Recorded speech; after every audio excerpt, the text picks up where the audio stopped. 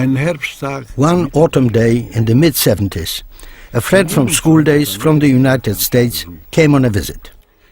As always, we talked firstly about politics. To my astonishment, he declared that the murder of millions of Jews by the National Socialists was an invention, invented by Jews themselves to blackmail the Germans.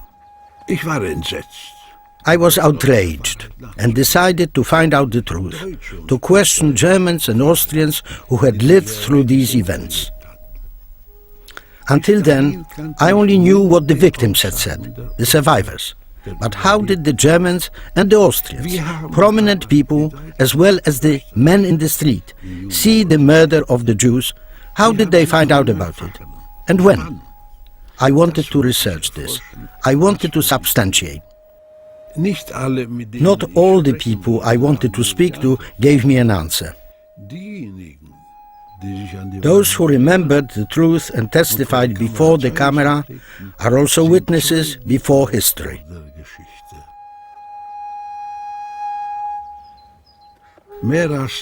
This film took more than 10 years to make. Many of the people I interviewed have since died.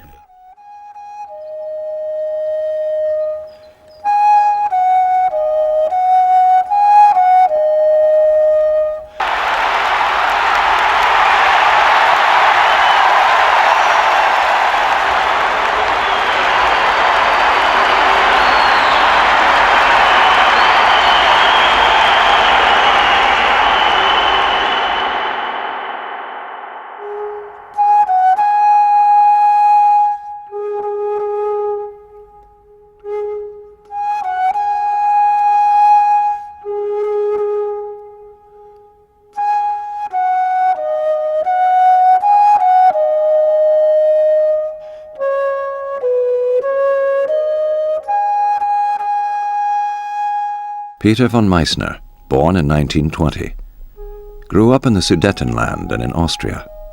His father, under pressure from the National Socialists, had to emigrate to England. During the war, Peter von Meissner became a soldier, and afterwards he worked as a journalist. Herr von Meissner, you are a Sudeten German, and during the Anschluss you lived in Linz, in Austria. What did you witness there? In the same street where the grammar school is and still is today, there was a shop with sweets, confectionery, and I used to go there every week to buy some sweets with my pocket money, Zuckerl, as they say in Austria. And about a fortnight, 3 weeks after the so-called Anschluss, I went there.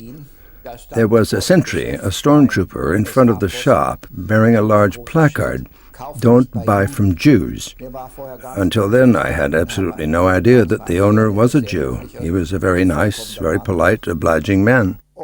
And I wanted to go into the shop, and at that point the stormtrooper blocked me with his leg and said, "Can't you read?"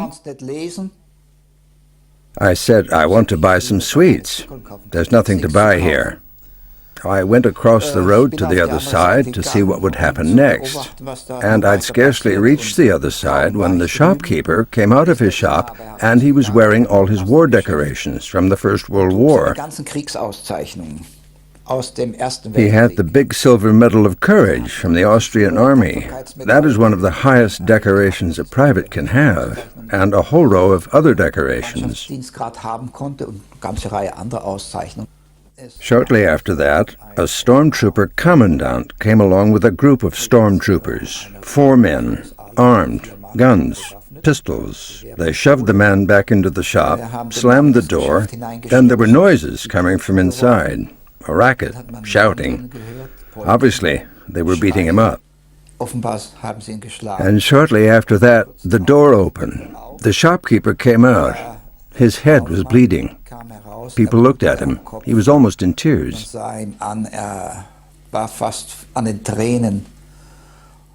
And his medals had been ripped off. And one of the stormtroopers had a pistol in his hand and was waving it about triumphantly, as if it were some kind of booty. And then the shopkeeper said, "Please leave me the pistol. It's from the war. When I was wounded, it was washed in my blood."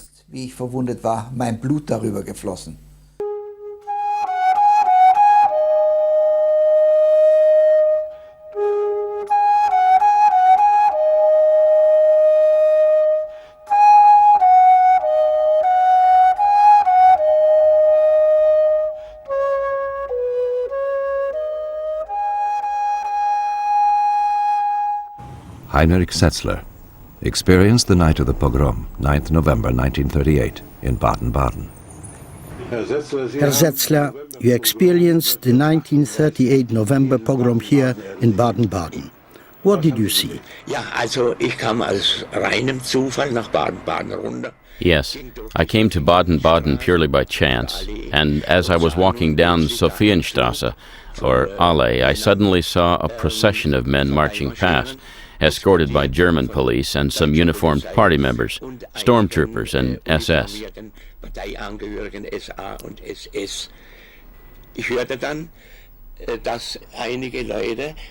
Then I noticed that some people were really shocked by this pageant, especially because right at the front there was a young man carrying a placard. "We Jews are Greater Germany's misfortune." The Jews were then taken to the synagogue. Hier war die sehr bekannte, großartig gebaute jüdische Synagoge. A very famous, magnificent Jewish synagogue had been built here. There was a broad stairway leading up, and at the front there was a small landing. The Jews were then taken up there and had to form themselves into a tableau. A Jewish prayer mat was spread out, and then suddenly a ruffian went up to the well-known lawyer Dr. Hauser and beat him to the ground. What happened inside the... There were similar scenes going on inside the building too.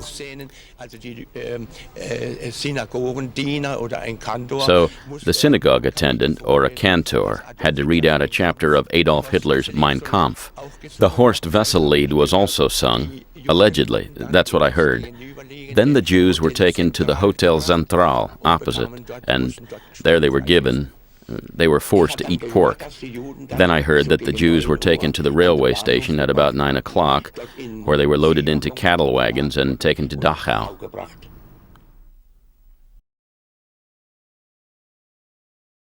Wolfgang Schöller, born in 1921. During the war, he was a lieutenant and company commander. After Stalingrad, he became a Russian prisoner of war. He was a lieutenant colonel in the Bundeswehr after the war. Ich war 17 Jahre alt. Wir hörten in der Nacht. I was 17 years old. In the middle of the night, we heard a terrible noise. We lived near the synagogue, and we ran to the window, and in the street we could see a horde of stormtroopers going past. And they had dressed themselves in prayer shawls. They had draped them around themselves, and some had the rolls of the Torah under their arms. They all broke into wailing and lamentation. This scene made a very deep impression on me.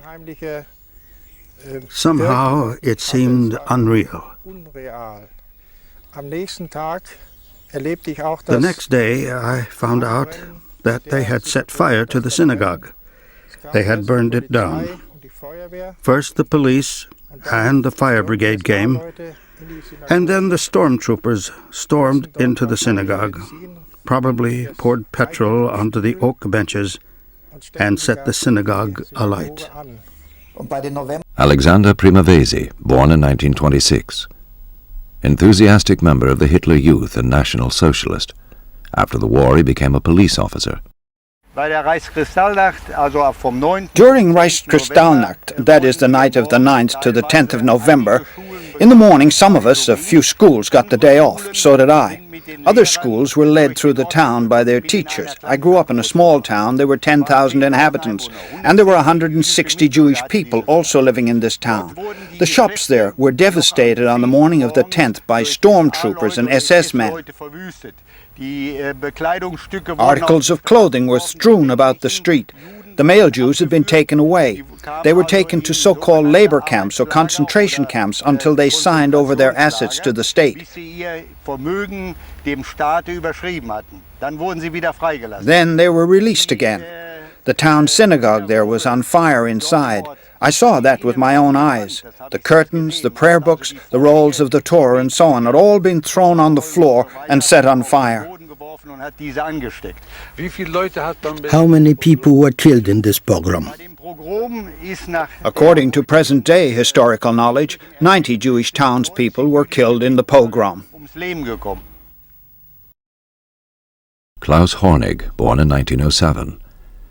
As a lieutenant during the Polish campaign, this lawyer refused to take part in atrocities against civilians. He expressly instructed his company that paragraph 47 of the Military Criminal Code gives every subordinate soldier the right to refuse to carry out an illegal command. Until the end of the war, he was in Buchenwald concentration camp because he had berated a murderer as an SS lout. Dr. Hornig, were you there during Kristallnacht? Did you witness Kristallnacht? I witnessed Kristallnacht in 1938 here in Munich because I had moved from Trier to Munich in order to resume my law studies after a break of 8 years.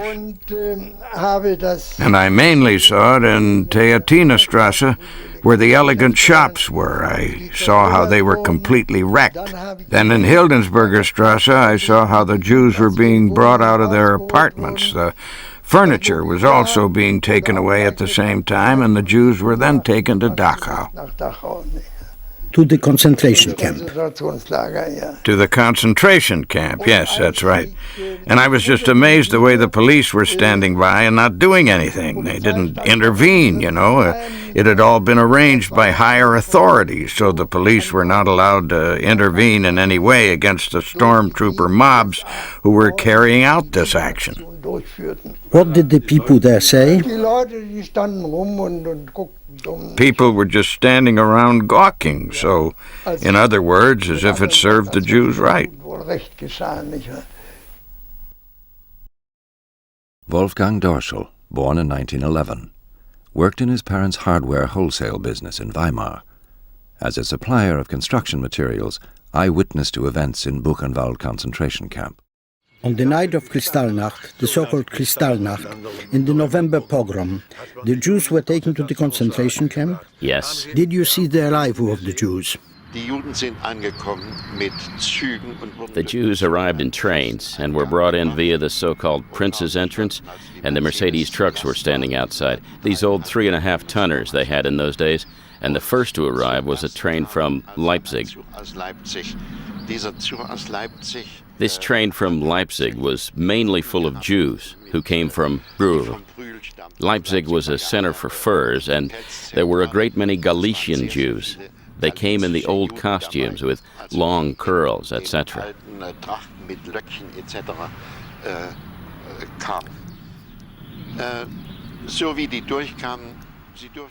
And when they came through, they were not allowed to walk. They had to run and leap onto the wagons, and if they weren't fast enough, the SS beat them with sticks. They didn't have whips, the SS, that is a fallacy, but most of them had canes, and they thrashed these people with them. Then a train came. This train came from Frankfurt am Main. Frankfurt am Main is generally known as the city of high finance, and these businessmen were coming with their elegant fur coats and with the so-called, what we used to call a bibi, you know, the stiff round hat like Englishmen still wear today, and they too were shoved together exactly the same and rushed onto the wagons and transported away.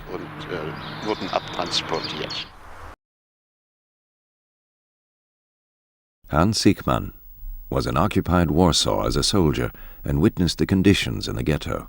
After the war, he was a legal official. Herr Siekmann, during the war you lived near the Warsaw Ghetto. What was the ghetto? The ghetto was an enclosed part of the city of Warsaw. How was it enclosed? Partly with barbed wire, partly with wooden fences. Were there sentries? Yes, there were. Who lived there?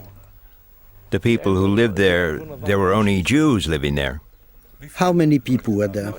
Well, I would guess about 100,000. I would guess about 100,000. Did you go into the ghetto every day? Not every day, no. Perhaps once every 2 or 3 weeks. What did you do there? We were a motorized column, a vehicle convoy, and there were repair workshops in the Warsaw Ghetto where we used to take our vehicles for repair. Did the Jews work for you? The Jews did work for us. Were they good workers? They were good workers, yes. Did they get something to eat in return for doing the work? No. What kind of food rationing did they have?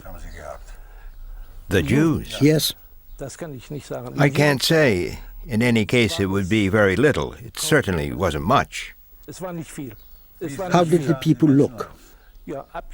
Well, emaciated, run down, starving and ill, more than ill. Did you see people lying in the street? People were lying in the street, yes, and some were dead and some were near death. Were the people afraid of you? People were not afraid of the Wehrmacht, but they were certainly afraid of the SS. How did they tell the difference? Well, the difference was, as they said, among the Jews in the ghetto, the soldiers with the national emblem on the right-hand side above on the chest, they were good, but the soldiers who wore the national emblem on their left sleeve up here, right, they were bad.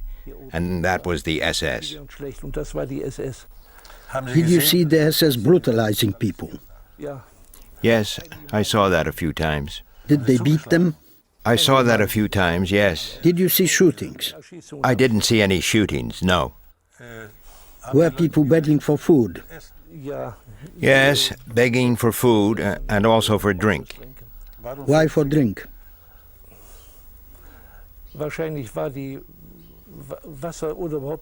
Probably because the water, or anyway the ration of liquids, was really meager. There was not enough to manage. You must bear in mind that there was, I would guess, about 100,000 people crammed into that quarter. And I would doubt very much if the water supply there was always good. And that's probably why they had to beg. For drink, too. Did they beg from you too, for food or drink? Yes, the people in the workshop. Sometimes for a cigarette or any kind of tobacco, but certainly sometimes for bread. How did people survive there? Do you mean the people in the workshop? Generally. How did they survive? By trading. There was a lot of bartering going on. There would be one man with a pair of pants over his arm, and he would trade it for a pair of shoes, or someone who had, let's say, a pair of shoes, he would trade them for potatoes or food. That is, if anyone had anything to trade. Did you also see dead bodies on the street? There were bodies lying in the street, yes. Did you talk to your comrades about the conditions in the ghetto? Sometimes we talked about it. In fact, some pictures were taken. I was not the only one to take pictures. Others did too. What did your comrades say? Well, they were all saying the same, that it was human slavery, that mostly people just couldn't understand, that they were crammed in, and they were starving and lying dead in the street.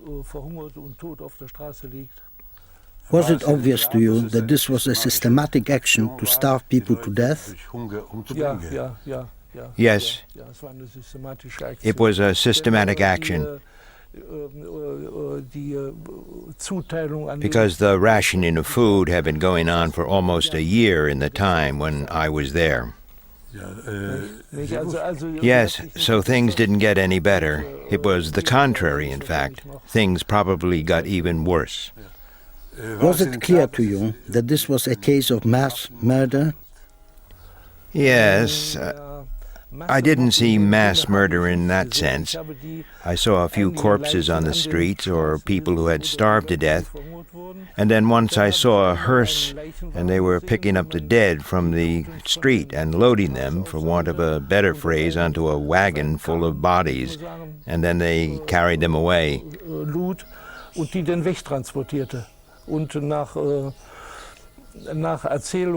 And according to stories from people who were also in the ghetto, they were said to have been buried in mass graves.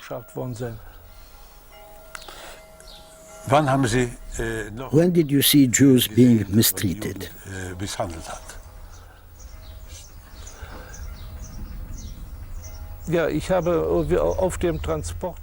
Yes, I was on the transport to Russia. We were transported to Rostov, and on a little station just before Charkov, I saw a freight train.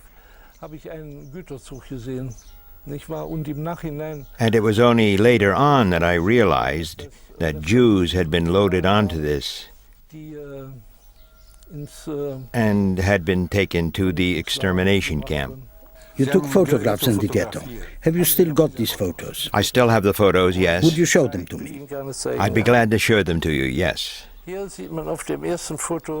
in the first photo you can see a woman lying, probably dead, covered with a blanket. In the next photo you can see the entry or exit to the ghetto guarded by a Polish policeman, and here is the wooden fence enclosing the ghetto.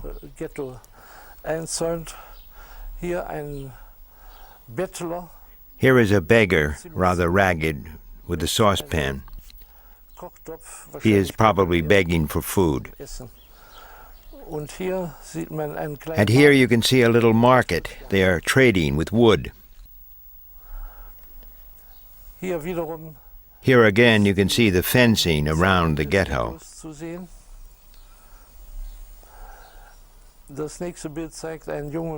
The next picture shows a young man with a plate in his hand who is presumably also begging for food.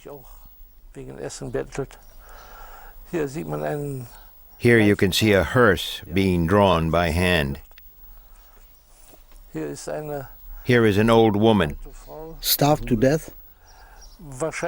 Probably dead, again covered with an old blanket. Here is a young girl with her brothers and sisters.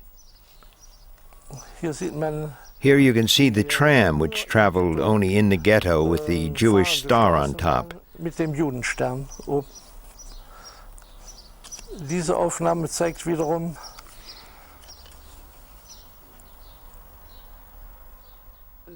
This photo again shows the Polish part, and here again is the Polish part, both connected by a bridge. Where this ghetto comes in here, it's a kind of long, narrow bit. The bridge was built so that the Poles did not have to come into contact with the Jews. Here again you can see a little market where trading is going on. Presumably these are potatoes and this is wood. The next picture is also the entrance to the ghetto, where you can see the sign saying, "Prohibited, infected area, no stopping allowed."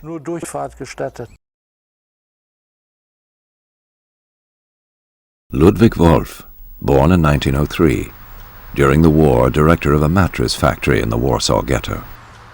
Ich bin Geschäftsführer eines Zweigwerks. I was the chief executive of a branch in Berlin.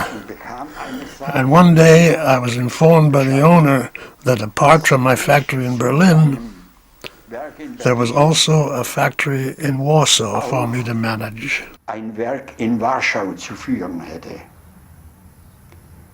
Und bestellte mich zu sich in seine Wohnung. And he settled down in his flat in Baden-Baden. Und öffnete and he told me, plain and simple, in the East there are millions out on the streets. We must not miss out. He had already set it all up, but there was nobody from the firm there. It had all been organized by a labor exchange in the East, which was to make the useful workforce in the ghetto available for the war economy. And so there were already 160 Jewish men and women designated, and they were to bring everything with them. What was that? Sewing machines, their hand tools and so on. So I mean, 26 sewing machines were brought in for us. How were these people paid?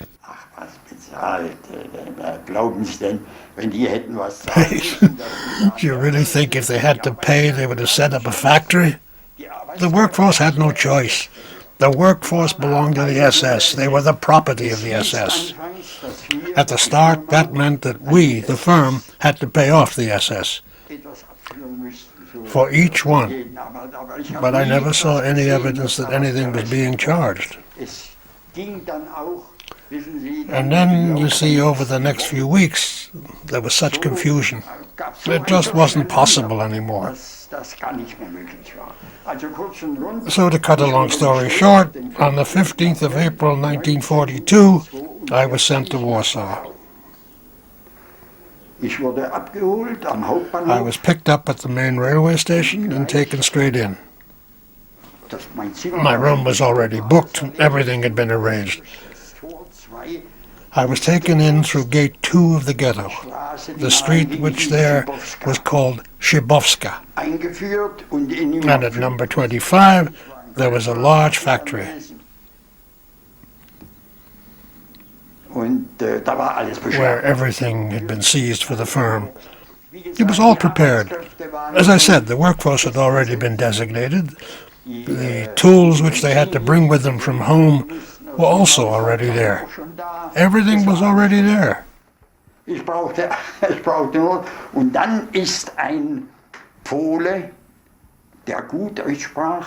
then a Pole who spoke good German was engaged, together with his wife. His wife was work supervisor, and he acted as interpreter. As I spoke no Polish, I couldn't speak to the people.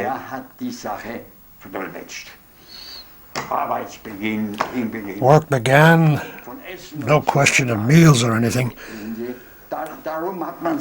You see, nobody bothered about how the people were to live, how they were to work. If somebody fell down, they just couldn't care less. They were given nothing, paid nothing, no food. Why did they work there? Why did they work there? Ja, in einer deutschen Firma zu arbeiten. Well, in the eyes of the people there, to work for a German company would mean you lived longer, you see. They knew that they had to die? Of course they knew that. It was obvious. By April 1942, they all knew. Even the Jews, every one of them. They knew what was going on. What was going on? Extermination. Extermination of the Jews. Not only Polish Jews, they were being deported from France, Holland, Belgium, from Germany, understand? And many came from Hungary, Czechoslovakia. How many people lived in the ghetto? There were over 500,000. Did you see people on the streets? You mean sleeping? Yes, did you see them on the streets? Of course. There were people nearby, and then we did this together with the Pole and his wife, and today it's very hard to even talk about it, you know, what was done. We got provisions on the black market and set up a kitchen at the back, but nobody had to know about it. And then we could give people at least some soup to eat at midday. There were 160 people. And the women, in the course of the day, of course, they brought their children with them. That's understandable. So anyway, we were able to help to some extent. If that had got out, the whole firm would have been found out. And us too, of course. Did you see people who had no work on the streets? The streets were packed with people. It was like this. On my first visit to Warsaw on the 15th of April, I went through the streets with the owner and another executive from the South German works and a relative of the owner.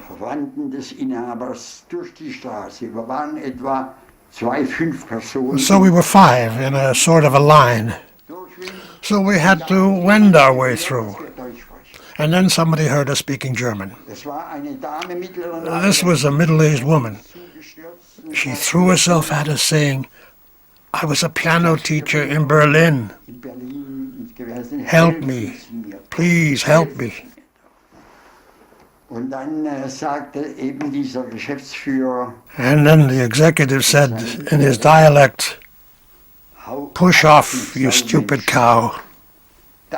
That was normal behavior in the ghetto between Germans and Jews, you see. zwischen Deutschen und Juden, wissen Sie? The ghetto was blocked off. Did you see checkpoints at the gates? Natürlich. Of course I saw them. What was that like?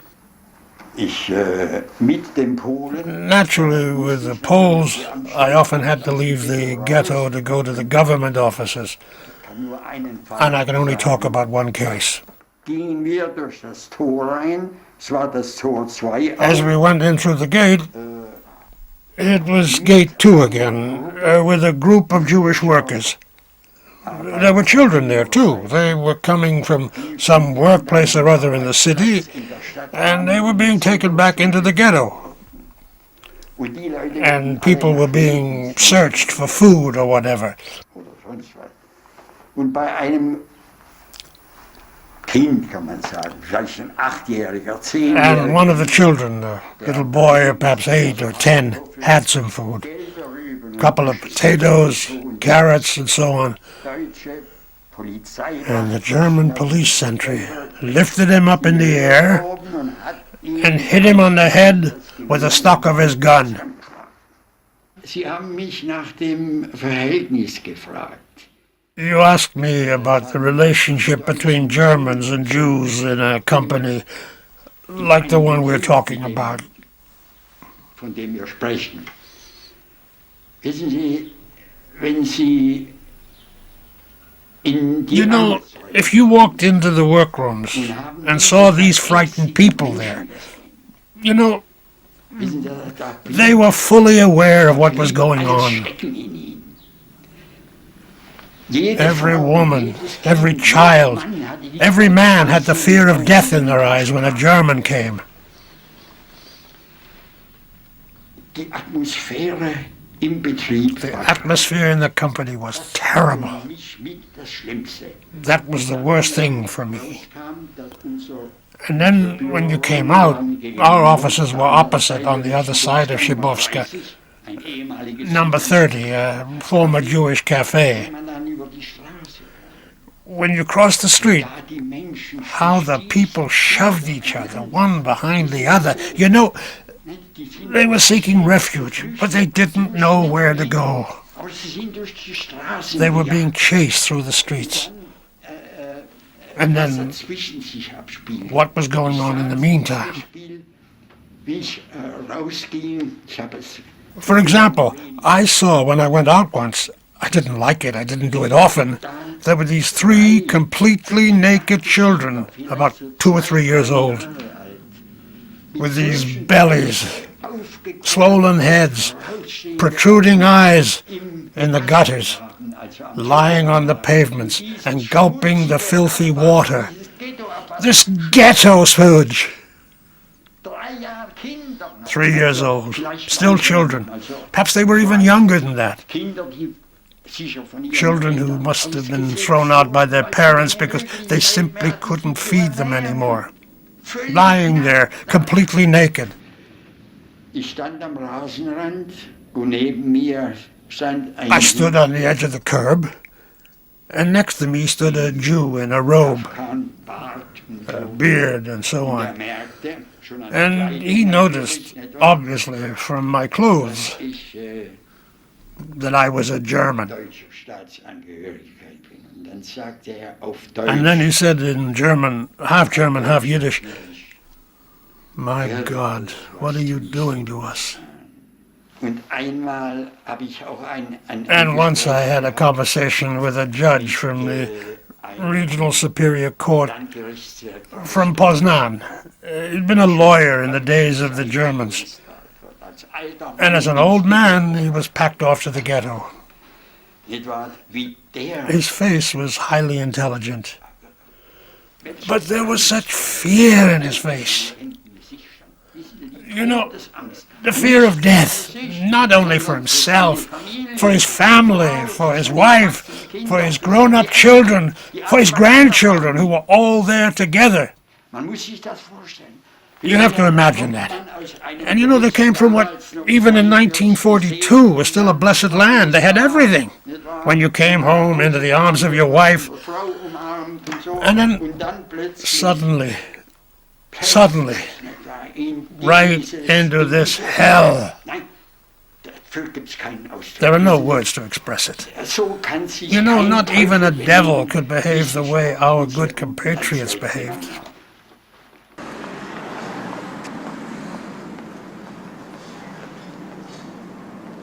Walter Manaschek, born in 1957. Historian at the University of Vienna. For years he has been occupied with the role of the Wehrmacht in the extermination of the Jews. Im Gegensatz zum Osten, also Sowjetunion und Polen. Unlike in the East, meaning the Soviet Union and Poland, in Serbia the army started the final solution of the Jewish question in the autumn of 1941. How was this mass murder carried out? Dieser Massenmord ist durch Exekutionskommandos. This mass murder was performed by execution commandos of the army and was done under the military pretext of shooting hostages. Were there gas chambers in Serbia too? In Serbien hat es keine Gaskammern gegeben, aber nachdem There weren't any gas chambers in Serbia, but after the army had shot all the Jewish adult males in autumn 1942, erschossen hat, es handelt sich circa this involved about 600,000 to 700,000 men. sind die Frauen und Kinder. The women and children were left over, and in the winter of 1941-42, they were interned in a concentration camp very close to Belgrade. Ganz in der Nähe von Belgrad interniert worden. Und im März 1942, also nach wenigen Monaten, in March 1942, thus after a few months, a gas truck came from Berlin to Belgrade, and within 2.5 months these women and children had been murdered in a gas truck, in this mobile device. Mobilen Gerät ermordet worden. Can you describe how this gas chamber looked? Diese Gaskammer war, oder dieser Gaswagen, der in der This gas chamber was, this gas truck, which in the National Socialist terminology was described as a cover-up, as a delousing truck, as a special truck, as a special vehicle, was a converted Sauerer truck. As early as the end of 1939, such gas trucks were being used to kill mentally and physically handicapped people. And where were they made?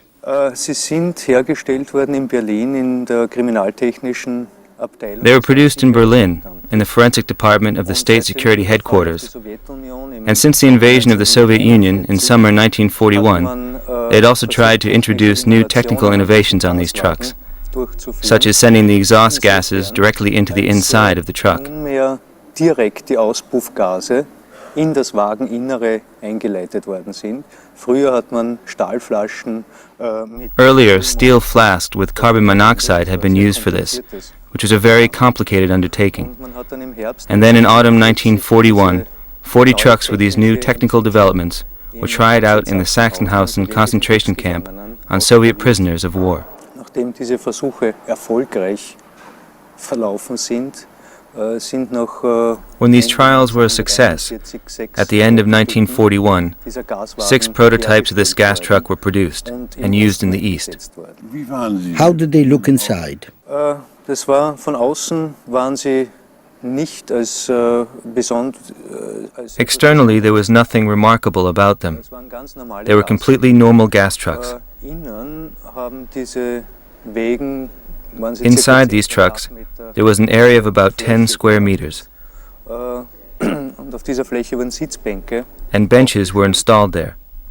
Und die Juden wurden auf diese Sitzbänke The Jews were placed on these benches, and then a lever was thrown. Wurde ein Hebel umgelegt, nachdem also dieser Innenraum hermetisch abgeschlossen Then war. this compartment was hermetically sealed, and then the driver of the vehicle pulled a gas lever on the outside so that the exhaust gases were then conducted directly into the interior. In Serbia, what happened was that the Jewish women and children were informed that they were to be transferred from the concentration camp to another camp. So the people came in voluntarily for this resettlement action. And in Serbia, this gas truck drove up every day for 2 months, stopped in front of the camp, and the people got in.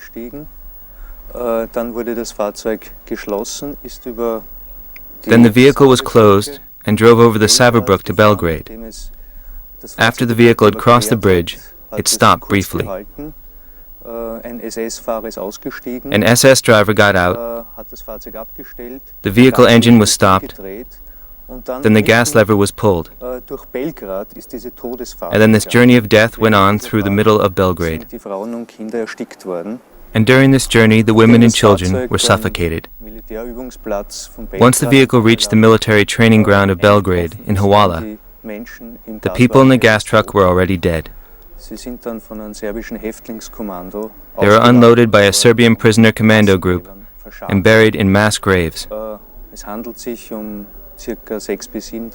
This involved about 600,000 or 700,000 women and children who were suffocated in this 2.5 months killing action.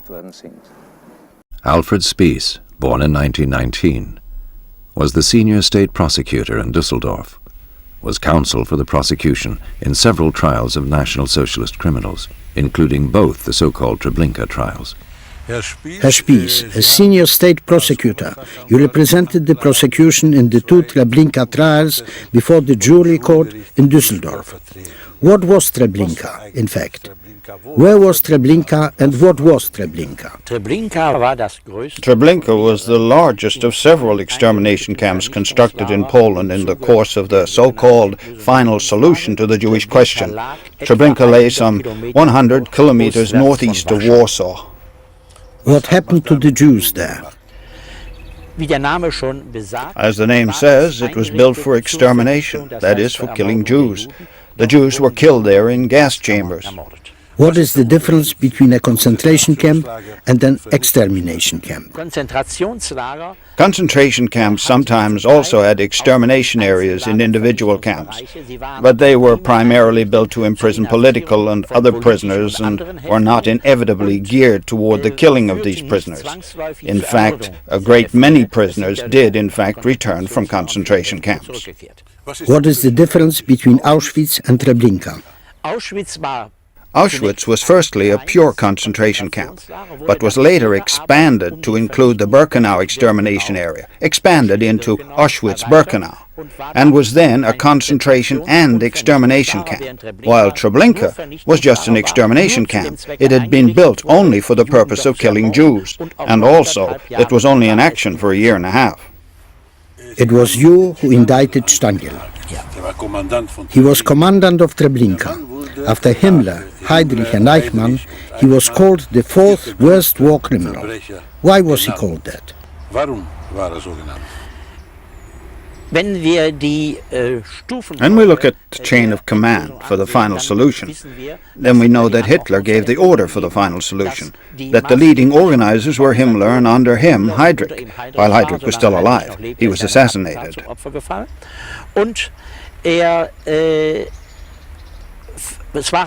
Then the commandants of the extermination camp were immediate subordinates, inspectors and so on were sent in.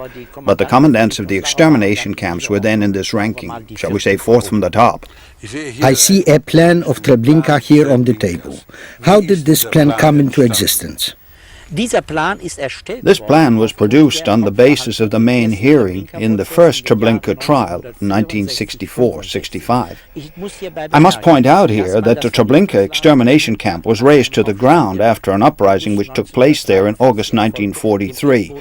There were no drawings, and there were no documents. Even the foundations of the camp were gone, and only on the basis of witness statements and also the details of the accused in the first Treblinka trial were we then able to produce this sketch, which we did as accurately as possible. And then, of course, we watched with particular interest in 1970 the statement by the camp commandant, Franz Stangl, after his extradition from Brazil. And it's still very vivid in my memory when I recall how Stangl came here and we laid this sketch which we had produced in the first Treblinka trial before him. Of the camp? Of the camp. We laid a sketch of the camp before him which we had produced in the first Treblinka trial. And Stangl had to know whether it was correct or not because he had fitted out the camp to the last detail. And to this day I can see him sitting before me and going over the sketch thoroughly for almost a quarter of an hour, if not longer.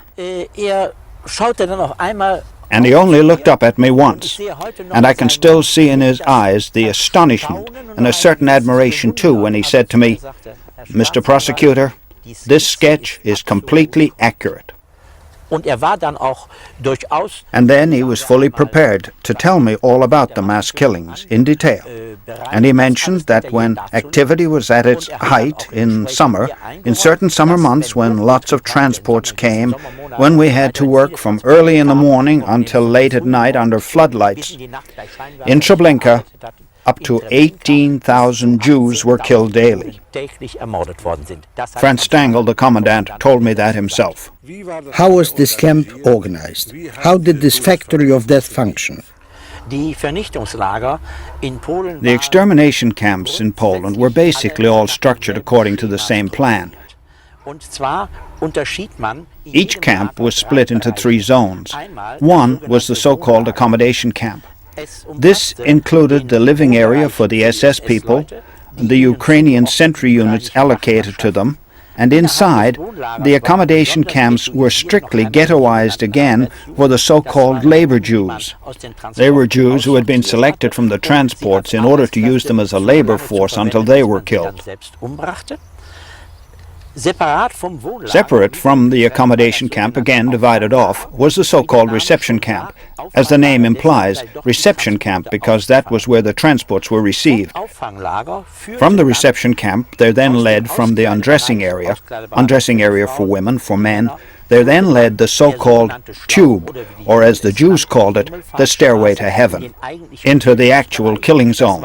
That was the so-called death camp, where the tube emerged into the gas chamber building, in which the Jews were then crammed into 6 chambers, and there they underwent the dreadful death by suffocation, hundreds at a time.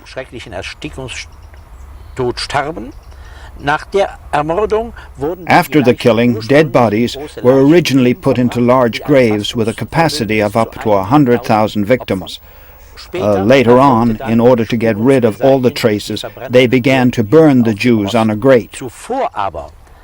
But first, so as not to slow down the efficient progress of the gassing by sick and frail people, the sick and frail old people were picked out and taken here, past the bogus station. The Jews were in fact tricked by telling them they were being resettled to a hospital. This was none other than a place disguised by a Red Cross where people were shot in the back of the neck, where the Jews were then murdered by a shot in the neck and fell into a burning pit where documents and such like were also being burnt at the same time. What kind of gas was used? In Treblinka und den anderen Vernichtungslagern in Polen. In Treblinka and the other extermination camps in Poland, apart from Auschwitz-Birkenau and Lublin-Majdanek, the victims of these extermination camps were killed by the exhaust gases from an engine. And in fact, in Treblinka, there was a motor from a Russian tank, a T-34, which had been captured, converted, and installed there. In den Konzentrations- und Vernichtungslagern Auschwitz-Birkenau. In the concentration and extermination camps, Auschwitz-Birkenau and Lublin-Majdanek, the killing was done with Zyklon B.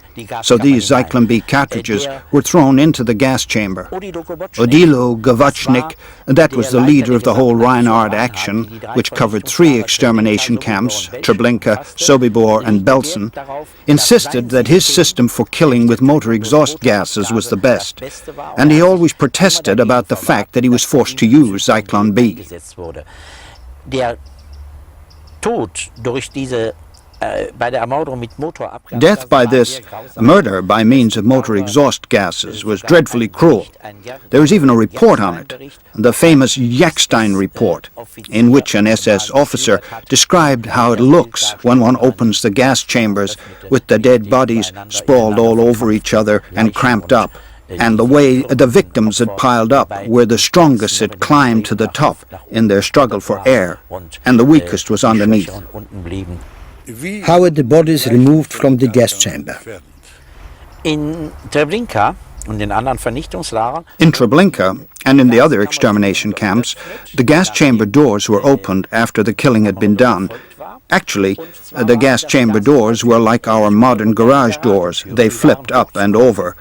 And then the bodies, which were all cramped up against each other, were pulled out with sticks.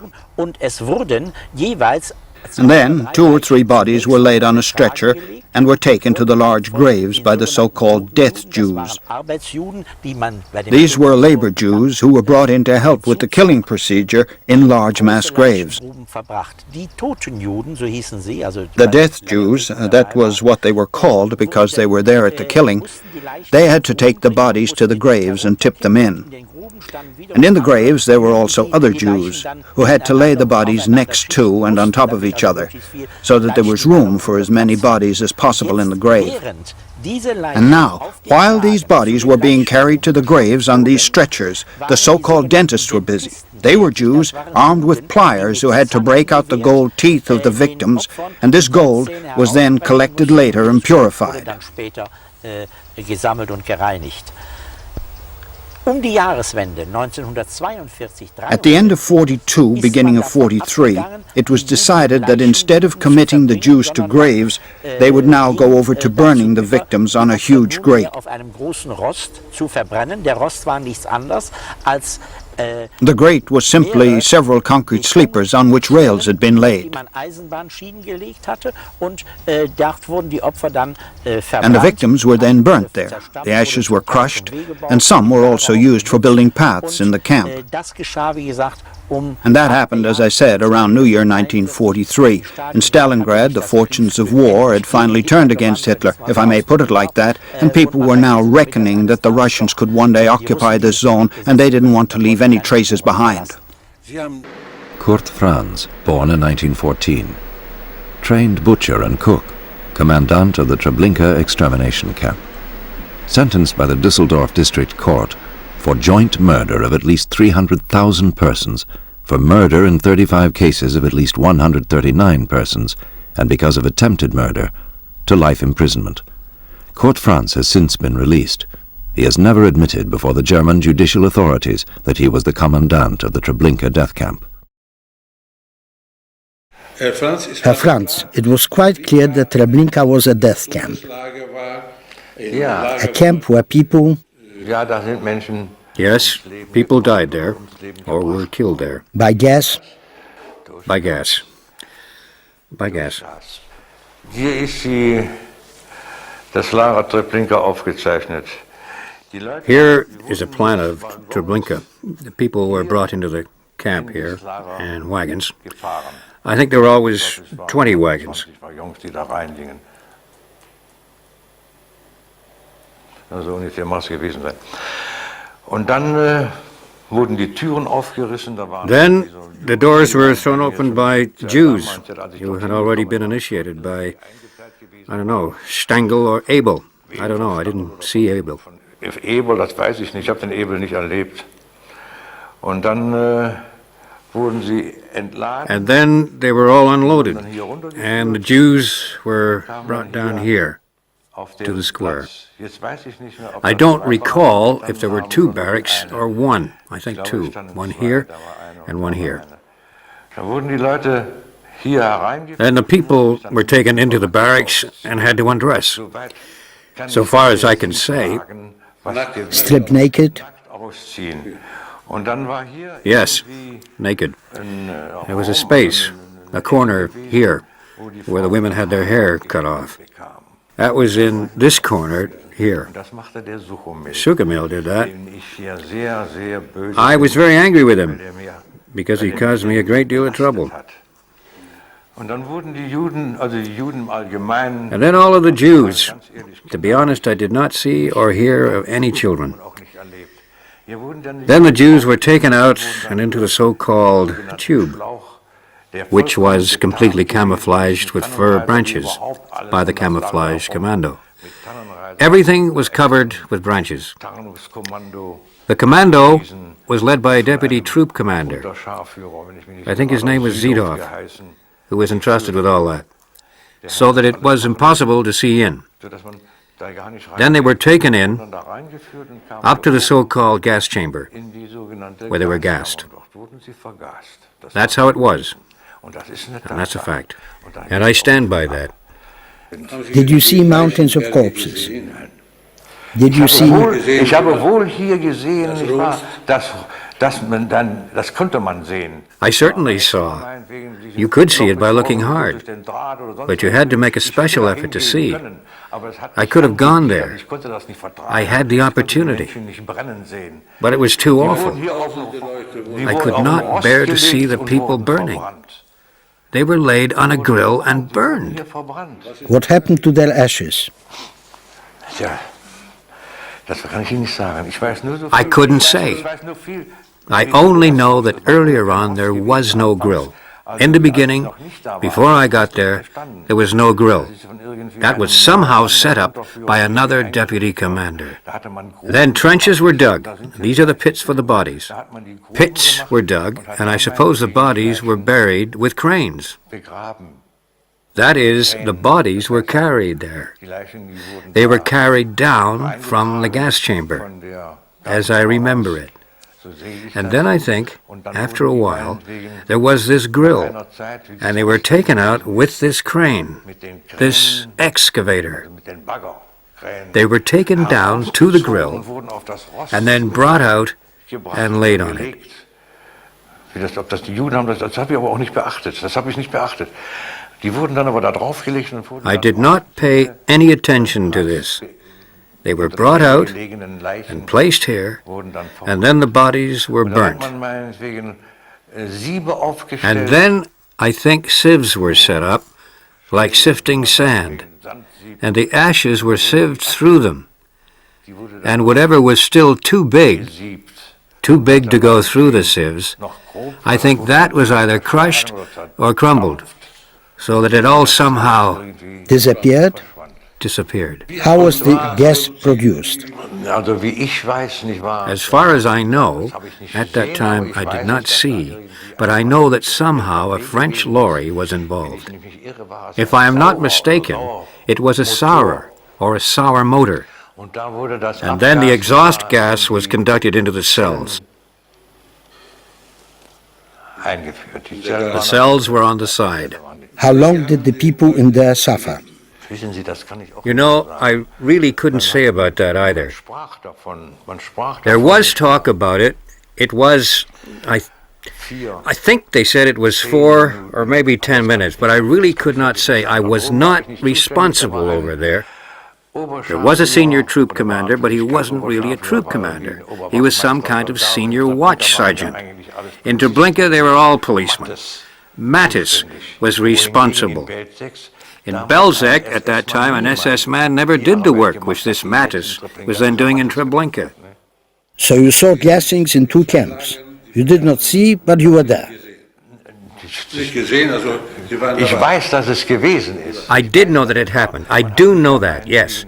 And nor was I sent to Treblinka, in my opinion, in order to make it known, because that was all done secretly and on the quiet. That is why everything was covered up, too. But I knew. I had already seen it, been outraged in Belzec. And in Belzec at that time, I was with a lieutenant who had come from Marburg in order to investigate something there. Or in my opinion, they wanted to bring in a new gas, maybe capsules or whatever, to carry out the extermination. And there was another deputy commando leader or a senior commando leader. I don't know what his name was. He was there. I can't remember any of their names anymore. Anyway, at that time I went to the lieutenant in Belzec and asked if it was possible for him to arrange for me in German, to be relieved. You did not want to participate? I did not want to participate, and I also thought this would mean death for German, and that also meant death for this Alexeyev, Biano Alexeyev, the Ukrainian, who was then shot. Did you know SS Boyles? Who? SS Boyles, a certain Bolz. He was in the SS and he did not want to join in, and he scratched out his boils and then he was transferred out. Did you know him? No, in Treblinka? No. Boyles, and I didn't know him. You said that the women had their hair cut off.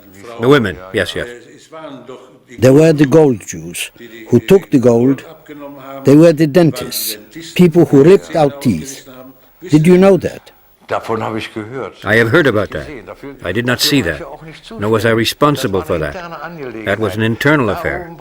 Up there, Battis was the man in charge. Here, where the Jews were accommodated, that was... Now, where was it where the Jews were accommodated? No, here. It was here. The Jews were accommodated here. Kuttner was responsible for them. And I was responsible for the sentry patrols, and that was over here. That duty was all shared out. Kuttner would not have listened to anything I said. Kuttner was already, at that time, chief of police. That is the most senior rank. Did you see how things were handed over? Clothing, for example, and gold. It was done here in the barracks. All the things were. Everything was sorted here. These were the sorting barracks, at the platform, and the clothes were simply piled up. They were then somehow sorted by the Jews, by the work Jews, and the glasses and things were sorted. That was done openly. That could be seen, definitely. That was here on the square. The German ranks, which service did they belong to? Well, in Treblinka, it was the police. With a few exceptions, they were people who were active in the General SS. And Waffen-SS? From the Waffen-SS, there was only an accountant and me. I was in the Waffen-SS. Myself. Then there was another one. His name was Willy Metzig. We called him Bubi. He was the accountant. He was responsible. He was in the Waffen-SS too. Were the others Ukrainians? They were all Ukrainians. And then there were so many German speakers, I think. You can't call them Ukrainians. I think... Ethnic Germans? I cannot say that either. I think they lived in Russia, beyond the Urals. There were so many people, I think, and they spoke perfect dialect, like Württembergers in dialect. I think they had been settled there as long ago as their parents, grandparents, but they spoke perfect German. They were, yes, perhaps they were ethnic Germans. We used to call them captive Teutons. That was how it was. Herr Franz, half a century has now passed. These mass murders happened half a century ago. What are your thoughts on them? If I had known at the time what was going to happen to me when I left the army and transferred to the SS, then I never would have come to the SS. Why? For the simple reason that I cannot bear the thought of what I witnessed, this Belzec, this Treblinka. Why were people killed there? Were they criminals? No, I wouldn't say that. Because if that was the case, then I never would have had this conversation in Belzec with the woman and her daughter, who were begging for each other's lives. The daughter was begging for the mother's life, and the mother was begging for her daughter's life. Herr Franz, why were these people killed? But they were civilians. They were inoffensive people. I have never in my life, anywhere, ever had any problems whatsoever with Jews. Although, and I must stress this now, the accessory prosecutor at the time in the Treblinka trial, Dr.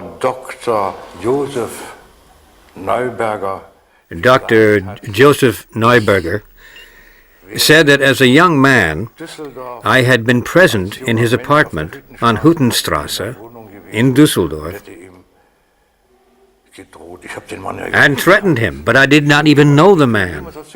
I have never had anything against Jews.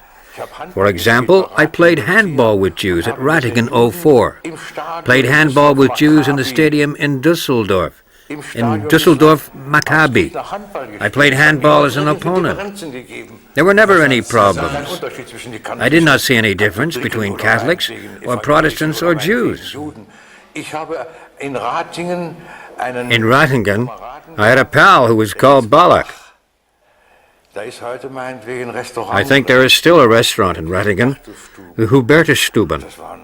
He was my friend. For example, again in Ratingen, I went to the Grüne Eck, as this pub was called, with my wife.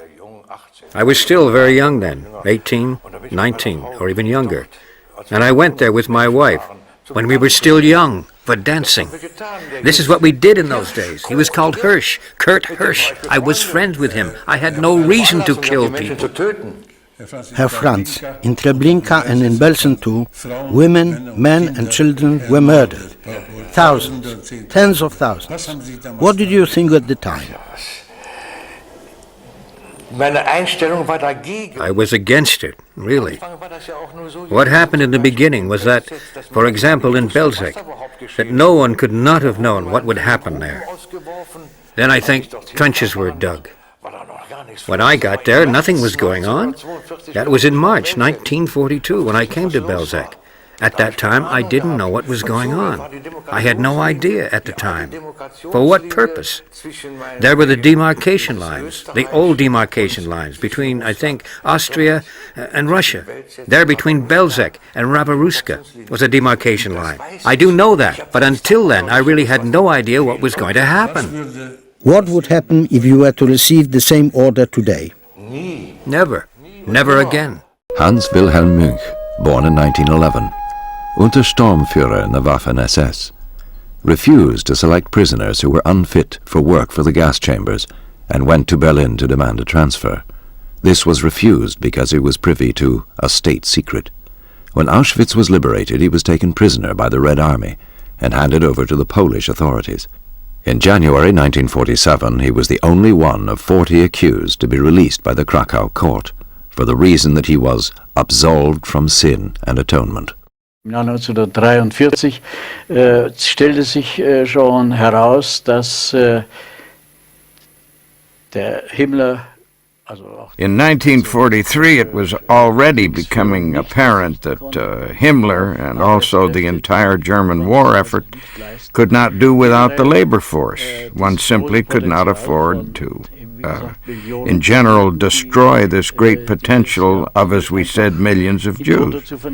Simply to annihilate them, as had been done previously in Majdanek and Treblinka and the other extermination camps in the protected territory. We could simply no longer afford to do this. And everybody who was fit for physical labor was separated out before the gassings. Straight after the arrival of the transports, they were selected. Ausgesondert selektiert. Und diese Selektion. And this selection should have been, or was done, according to orders, done by experts, by doctors. Also von Ärzten. So how were they selected and why? On one side, those who could work, and on the other, those unfit for work? Unfit, certainly, and that included children. Women and children? Kinder. Und auch arbeitsfähige women and children, and also children capable of work. For example, mothers who were young and strong, but with several young children who were calling for their mother when they were selected. Then they were, so as not to interrupt the selection process, they were also then selected, put with their children among those selected. To be gassed. Among those to be gassed. How did that happen? Man hat große Räume. There were large rooms prepared, which were camouflaged as shower rooms, a sort of large shower room. Then the people were brought in. Sometimes they were also pushed in, and then the doors were slammed shut. Mit Gewalt die Türen geschlossen und von oben durch diese. And from above, through these, or right next to these pseudo showers, cyanide gas without tracer color was let in. Ohne Warnstoff hineingelassen. Did you see how the people died in the gas chamber? Zunächst war da nichts zu sehen. At first, there was nothing to see. The doors were very large, barn-type doors, and there was just a small spy hole in them, through which the people who were meant to be supervising could supervise the procedure, or could check whether the gas had taken effect. Der Effekt eingetreten war. I never looked in during this, shall we say, during the phase when people were dying. I was not in the right frame of mind. I was not strong enough to look inside.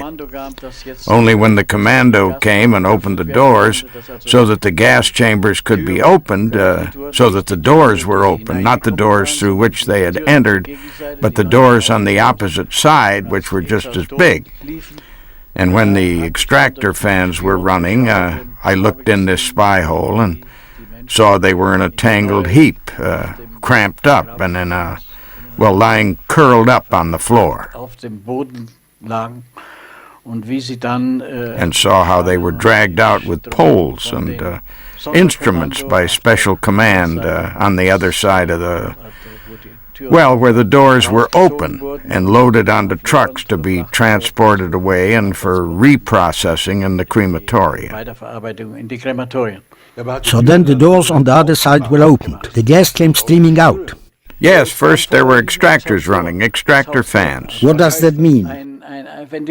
Ventilators. First the gas was extracted by ventilators.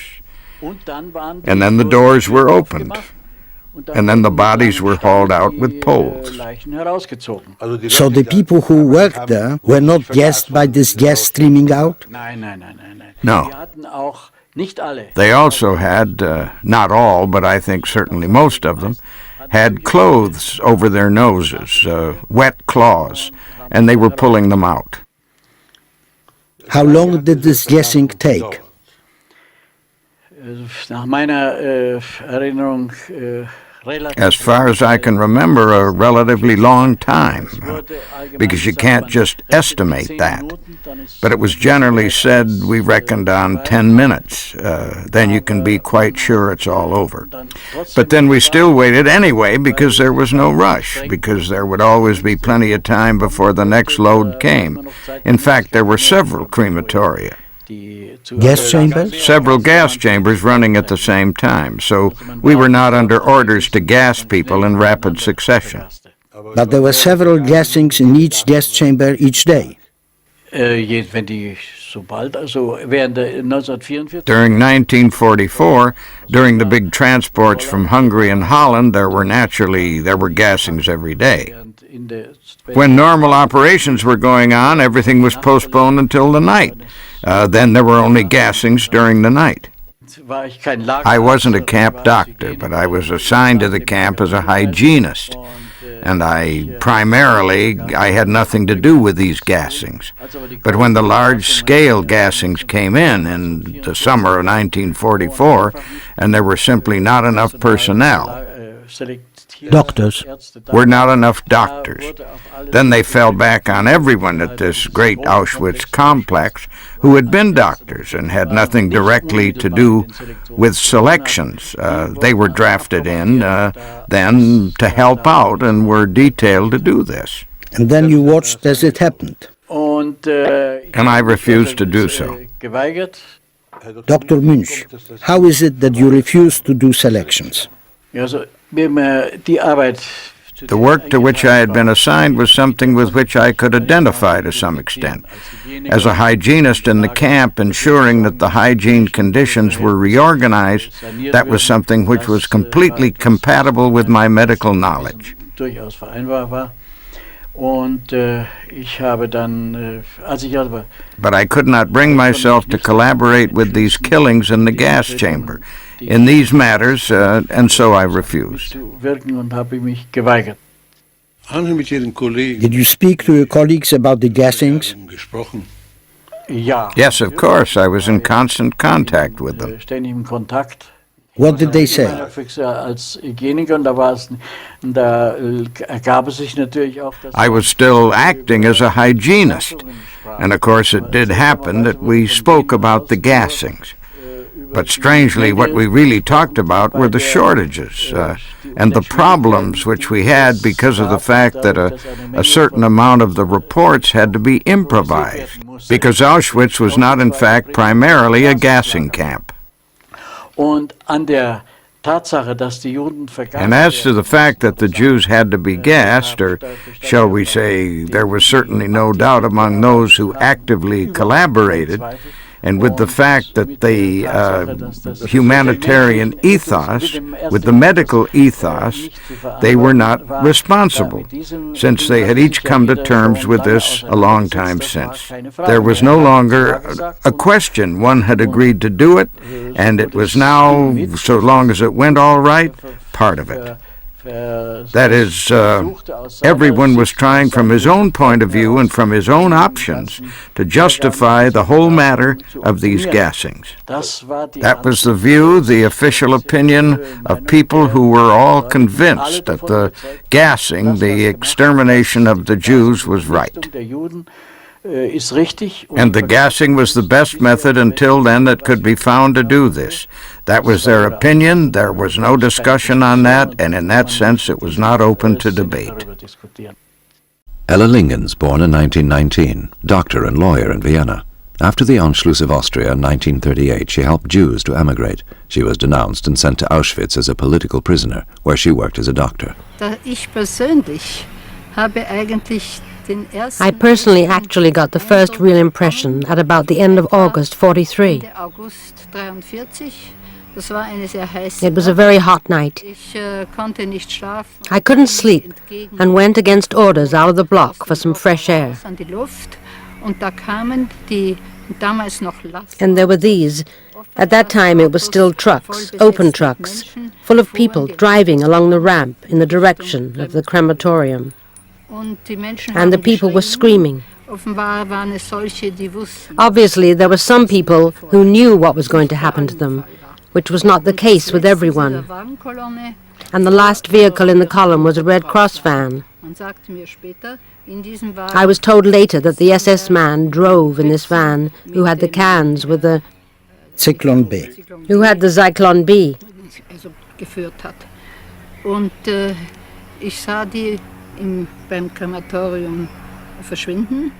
And I saw them disappear into the crematorium, and about 10 minutes or a quarter of an hour later the flames were leaping out of the chimney, and there was thick black smoke coming out. And then I realized, now these people had been killed, and their bodies were being burnt. Dr. Lingens, you are a privileged prisoner there, a doctor. Did it ever happen that you spoke to an SS doctor about the gassings of the Jews? Yes, I spoke to several of them about it. One was Klein from Siebenberg and Hermannstadt, who often visited us female doctors on Sundays and talked to us.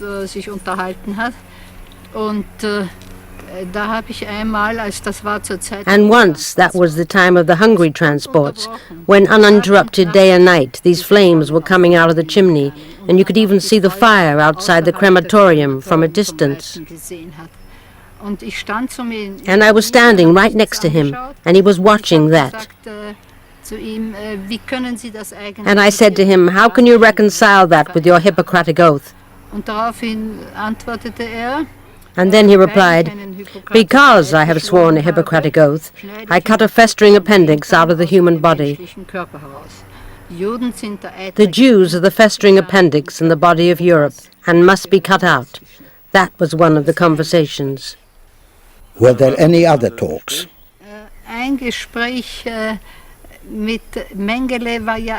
One talk with Mengele was actually only indirectly about the gassings. When right at the start, when he asked me why I was in the camp,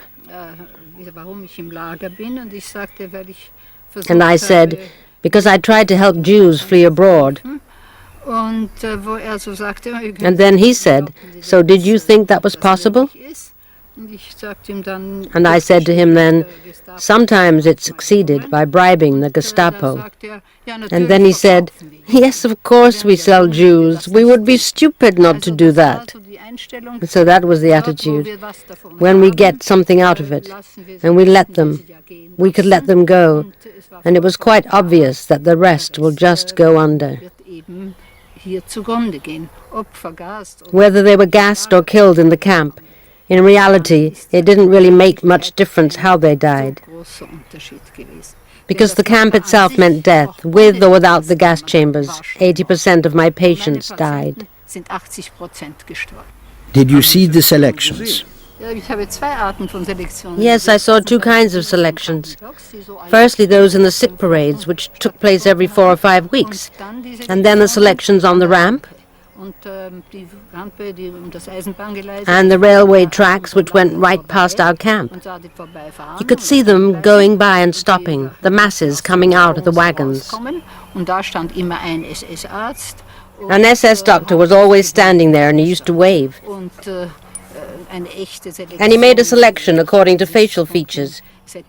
Any layman could have done that just as well. He used to let any person who looked quite strong and fit for work into the camp. It was completely arbitrary. There were always some kind of group coming in. It also happened that once, for example, beautiful young girls were brought in by a camp doctor because it made him sad that they were going to be killed.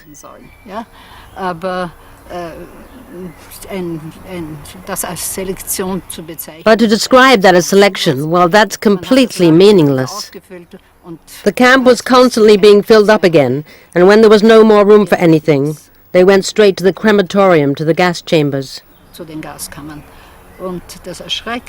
And the terrifying thing for me was that when one of these trains came in and there was no more room where we were, my patients were lying 3 or 4 to a bed. There were no blankets and no sheets and no medicines and nothing at all. And the thought that here comes some more was simply terrifying. And then one was shocked at oneself, because the first thought was, don't let them come to us. And the second thought was, yes, but if they don't come to us, then they go to the gas. All we saw was that masses of people came, like the time, for example, of the Hungary transports, 500,000 to 600,000 people within 6 weeks. And if they had not been killed, there would have had to be a whole city. We should have seen food transports coming in. Nothing of the sort. Where were they then? Here and there small groups went back and forth, taken to the armament factories, but the vast majority were only seen coming in, and they never came back. Walter Soswinski, born in 1905. After the Anschluss of Austria in March 1938, he was deported to the Dachau concentration camp as an opponent of the National Socialists, and later to Mauthausen and Auschwitz. After the war, he was Director General of the Austrian National Bank for a time. It was actually a miracle in itself that when we arrived in Auschwitz, all of a sudden 300 German prisoners were arriving, and they were all politicals. This was at the time of year, that was summer 1944, you know. It was no longer possible. Such numbers of political prisoners were no longer seen in Auschwitz.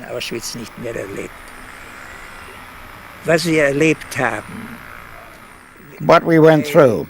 I myself was in the construction management on outward roads, so I had the opportunity and I went to see these trenches. Because crematoria were no longer sufficient, they used the trenches. What was done in the trenches? That's where the gassed Hungarian Jews who had come at that time in the great transports were thrown into these pits and set on fire. criminal. I could only do that because I had the chance, as head of this construction commando in Auschwitz, of going outside too. And the others, too, who did not have this opportunity, they could smell it. Because when the bodies were being burned there, they gave off such a smell that, well, even though we had very little to eat, it put you off your food, because the stench was dreadful.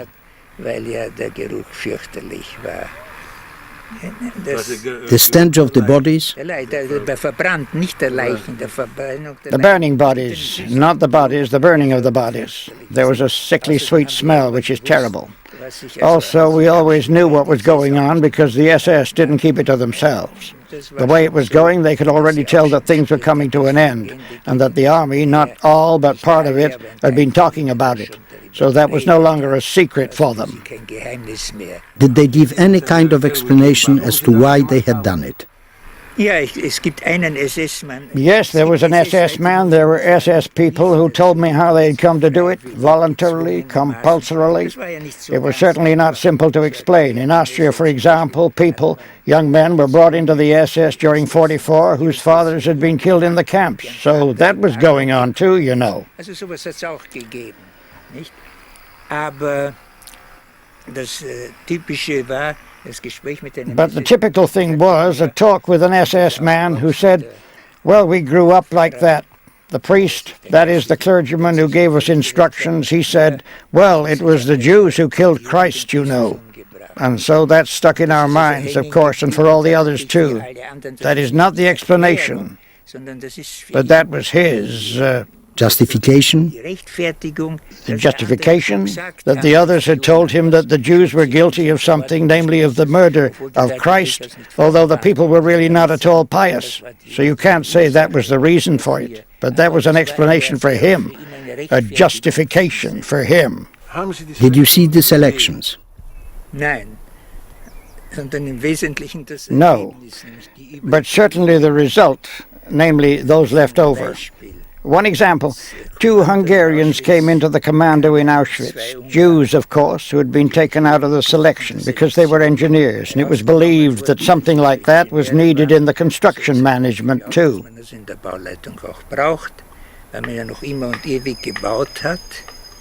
Because the building was going on forever. And one of them asked us, now I want to know where my wife and children are. Then we said, don't you know where they are? Haven't you been listening to the television? Because we risked our lives against the English, French, and Russians. You mean radio, not television, don't you? Radio, yes, radio. Haven't you heard? He said, no, we are not interested in politics. Right, we say, you are if you ask where your wife and your children are. And that was in those dreadful days when the gassed people were being burnt, and so you could smell it. You see, that is that. So I knew that he had come with his wife and children, and they were now all dead. So he was the only survivor because he had a trade, which meant the Nazis believed that they needed him for the constructions. Mika Mongeau, married to the painter Franz Mongeau, who was killed as a half-Jew in Buchenwald concentration camp. She hid the artist Julo Levin, whom she had befriended, until he was discovered and taken to Auschwitz in 1942 and murdered there as a Jew. Pictures by both painters hang in the Düsseldorf City Museum. I was at the station, Stettiner station in Berlin, and I saw a train standing on the tracks with Auschwitz on the front. I thought, Auschwitz, Auschwitz. So I went to the ticket window and asked, what, is there a train to Auschwitz here? Yes, he said, every day at such and such a time there is a train to Auschwitz. I thought, then I could. And can anyone go on it? He said, yes, anyone can go. You can buy a ticket. So anyway, I made up my mind and told my husband that I wanted to go to Auschwitz. The reason was that I had a female friend whose brother had been in Auschwitz for a long time, but he was able to write and also receive parcels.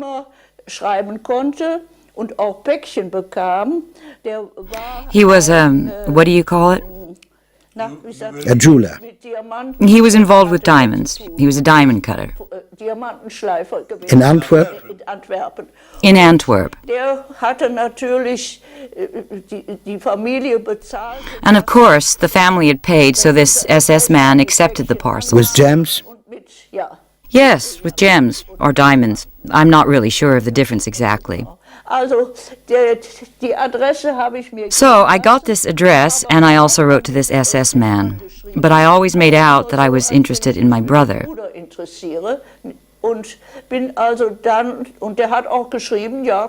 And so then he wrote, yes, come down sometime. And we set a date. And so I went to Auschwitz. And on the way there, that was really dreadful for me. On the fields, everywhere there were prisoners in prison uniforms, mainly women working in the fields. And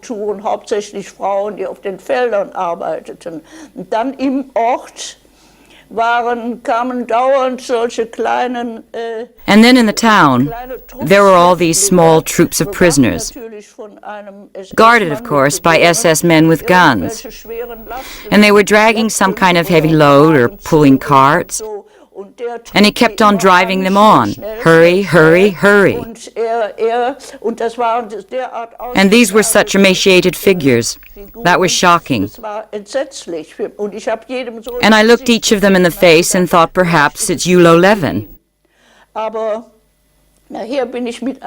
Then I went to the camp on the bus.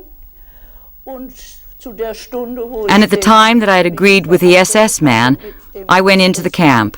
Und bin also ins Lager auch rein, natürlich nicht nur da, wo die Offiziere. Only into the part where the officers and the sentries lived, right at the front. Und ich habe mit dem SS-Mann dann auch gesprochen. Wir haben über And then I talked to the SS man. We talked about the brother. That was the excuse, and he was saying, which I found really ironic, yes, if it wasn't Saturday, and tomorrow's Sunday, I'd take you with me to the works, and you could talk to him yourself. But you can't do that right now, as if I would believe that the prisoners got Saturdays and Sundays off.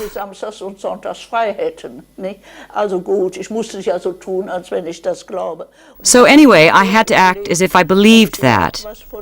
And I turned over in my mind whether or not I should mention something and ask about Julo Levin. And it was all so strange for us. What was going on there? I still had some hope that he was working there somewhere as a carpenter. And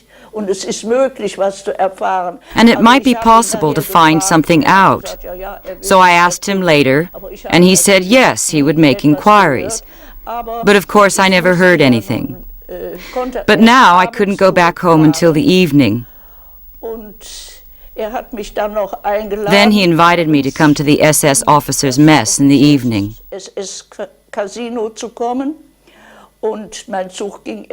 My train was not leaving until just before midnight.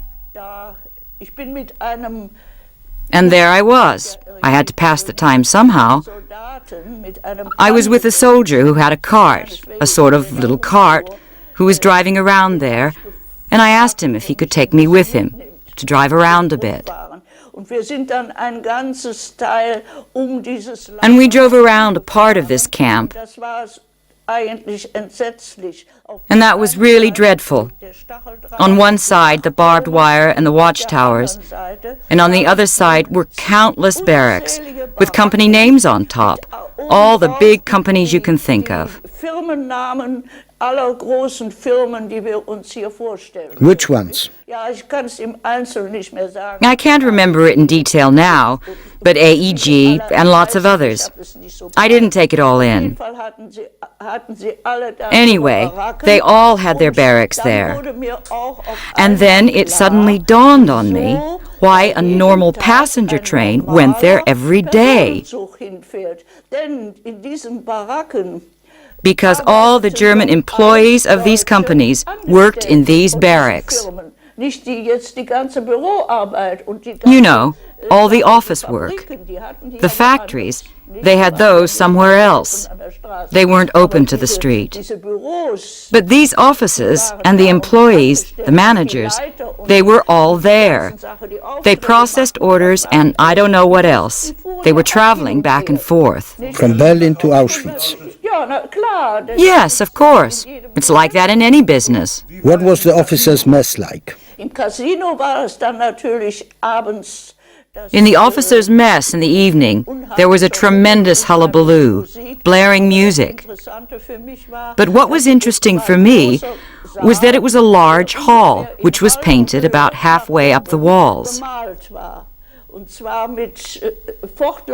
It was painted with a continuous frieze with these scenes from the Middle Ages, dancing maidens, and knights from the age of chivalry and such like.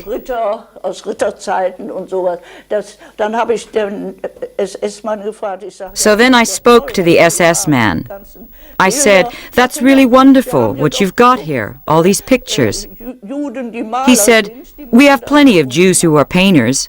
We made them do that for us." And after that, he went.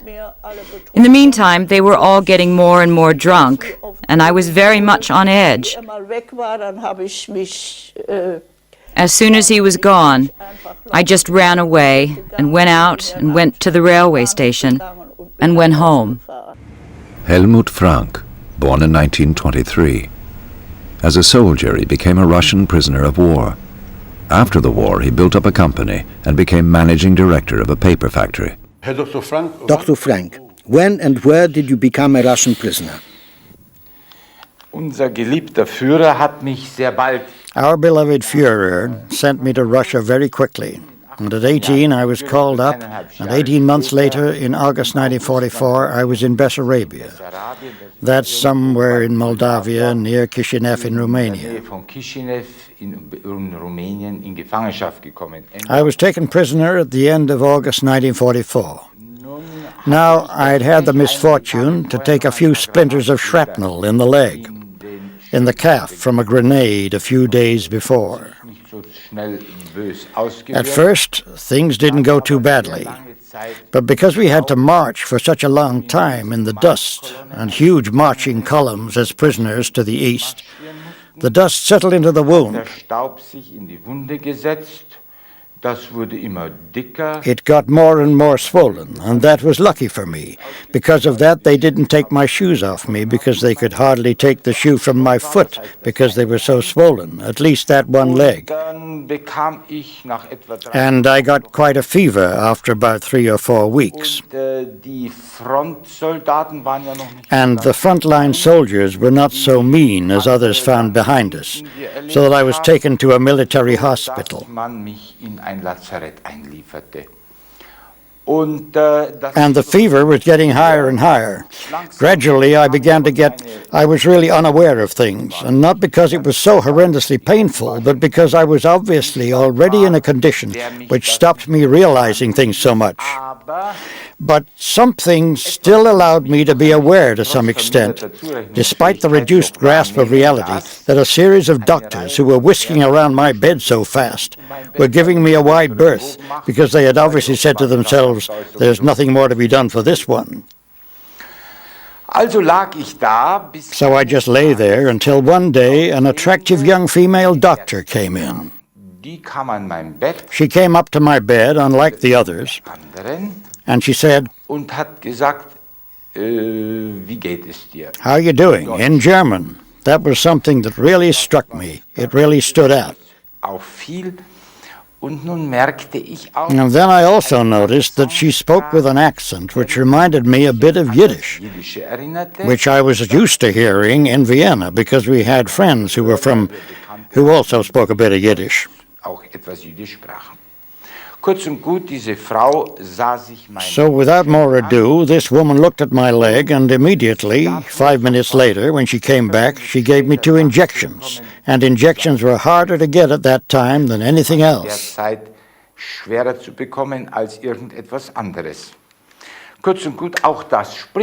In short, even giving injections was a small miracle. And I took that in, too, despite my reduced grasp on reality. I managed to take this in. Anyway, this woman remained by my bed for nearly 24 hours. She was only away briefly. I don't know how many injections she gave me, but there was no end of them. I also had something to drink and some kind of pills and some kind of bandage on the leg. So anyway, after these 24 hours, I felt a lot more alert again, and I took in my surroundings a little.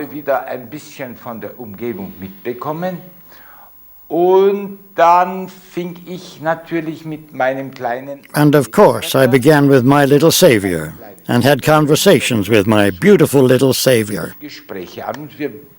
And we were together. She kept coming back to see me for 8, maybe even 14 days.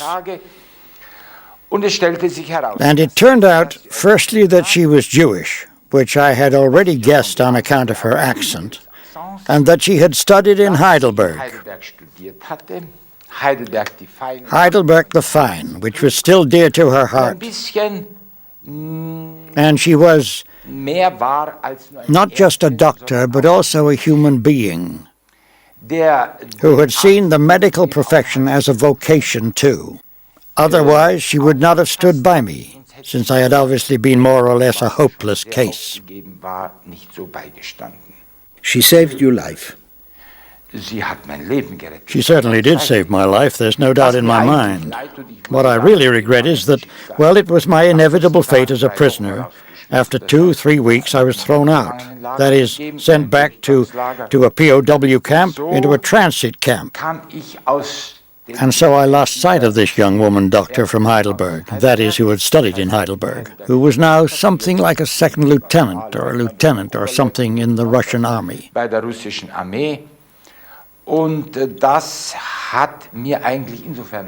And I really regretted that, because after the war, after going home and after life had got back to normal, I would so have loved to have talked to this lady, and I would have said, "My dear child, thank you from the bottom of my heart," if one can in any event simply say thank you in a case like that, because she really did save my life. In that drafty barracks, in dire conditions. I was lying on a plank bed, and she came to me like an angel, as I see now, looking back, and she said, "I'll bring that lad back to health myself." And that was that. Ich bin also öfters Juden begegnet am Anfang der Gefangenschaft. I often used to meet Jews. At the start of my imprisonment, we had a Jewish attendant in the prison camp in Czechoslovakia who really made an effort for us German prisoners of war, in that he provided good food to some extent. And then later too, in prison in Russia, in Azerbaijan, I came across Jewish doctors, both men and women, who were very good to us. That is, they made an effort to ensure that the regulations were always observed as far as possible, even if they usually, or very often, did not achieve what they wanted to achieve. How did the doctors behave with the prisoners? Sehr korrekt. Very correctly. I myself also spent a long time in the military hospital when I was sick for the first time. I was at death's door with dystopy, fluid retention, edema, so the Jewish doctor often came to my bed and looked after me. And then, when I was back on my feet again, I was assigned to him in the sick bay in his hospital barrack as an assistant, and this was, in fact, after he had discovered that my father had been a doctor.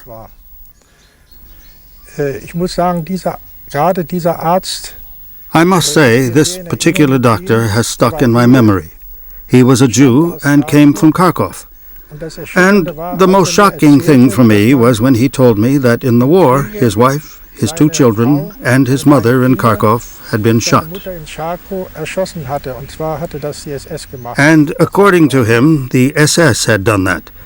And to me it was somehow astonishing the way he behaved towards SS men, which some of us prisoners were.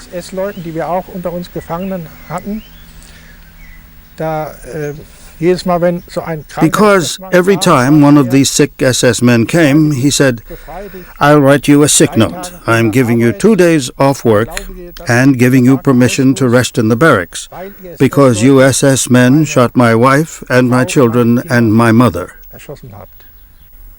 So this was an act of charity. Yes, certainly 2 days off for prisoners was an act of charity.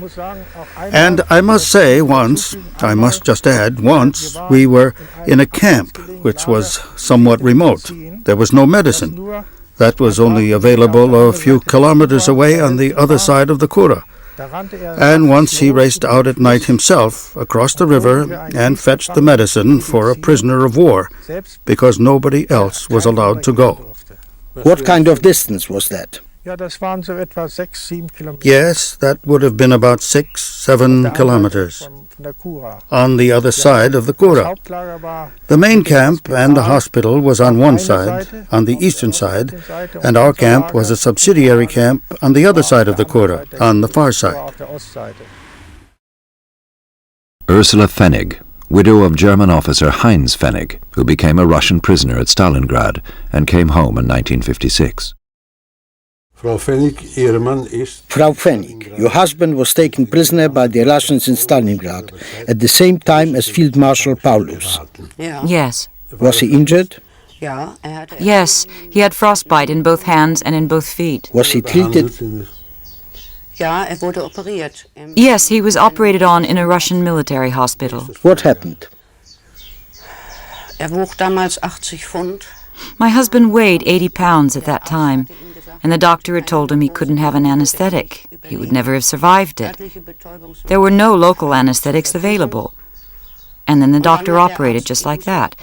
As we say here, it was like vivisection. My husband was laid out on a table. 4 nurses stood around him with a linen sheet and firmly held him down so that he couldn't move. And he was then able to follow the operation for half an hour. And then he passed out. The doctor used a paring knife and a hook to rip out the joints and then laid the skin flaps over them. And with that, the operation was over.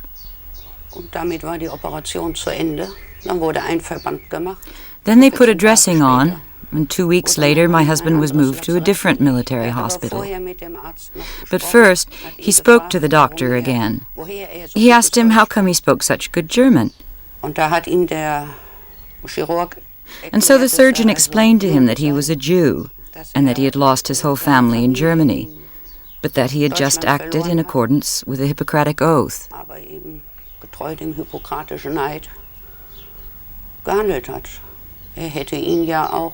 He could certainly have just left him to rot.